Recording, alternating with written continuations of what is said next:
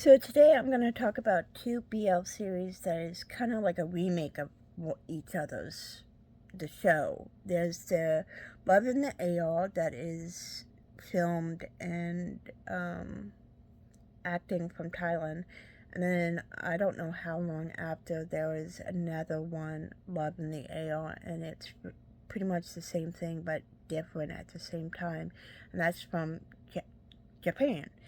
And there might be some spoiler alerts, so be aware why I'm talking about this if you don't want to know what happens. But there is two sets of characters.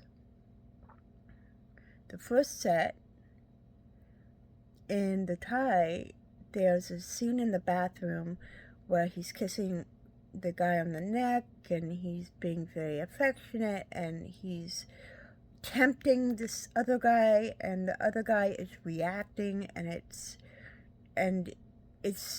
you can there's more emotion and passion in that scene that really kind of starts the whole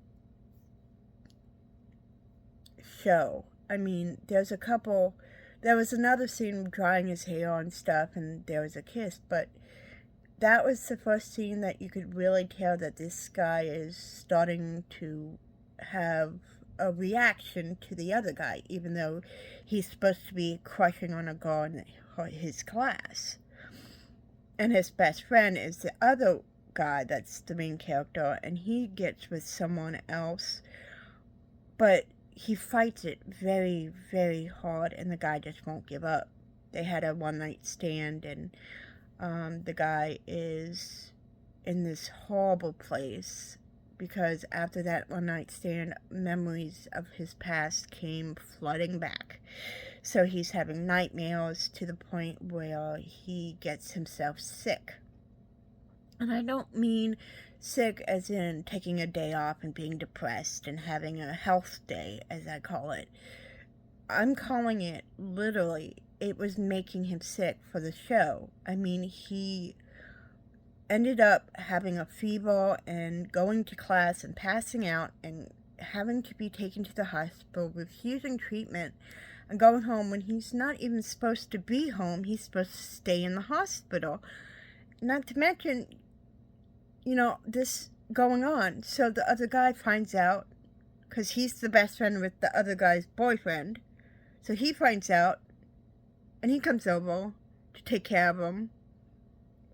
But he's still having nightmares and a reaction to him, and he doesn't really know he's there. And it just shows you that what happened to him, you aren't exactly sure until towards the end what really, really did happen, which I think they could have done a little bit better, to be honest. He gets abused in his past relationship. And from what I understand, it was physical, and then there was a group rape, and the guy just let his friends have fun with his toy. And in my opinion, that's not okay.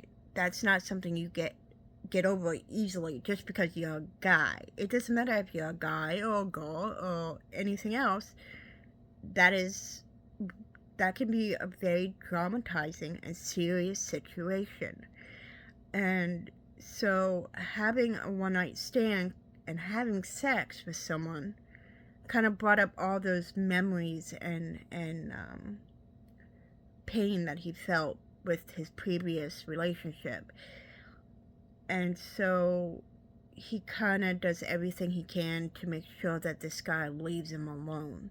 And there's times when he starts having flashbacks when the two of them are talking, and the other guy seems like he's genuinely concerned, and the other guy starts to think to himself, why am I caring so much?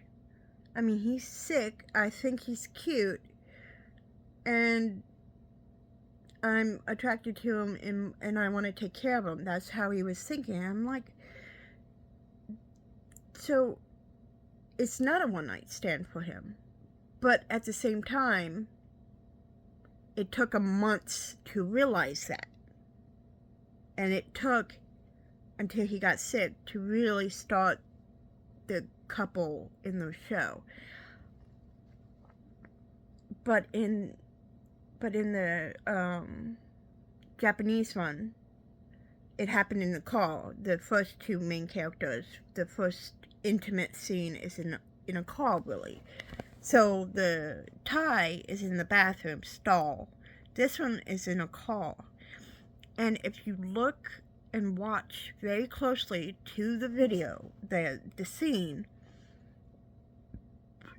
the guy is supposed to, tempt him and stuff, and you think he's gonna kiss him on the neck and everything, but all he does is, it looks like he's sniffing him. I mean, he's going as in he's kissing, but he doesn't make contact with the skin. And he moves around his body, and you see that he's getting tempted, but there's no contact. There's nothing that tells you that he's getting tempted at all. There's no attraction, there's no connection. This guy is not even making contact with the other guy.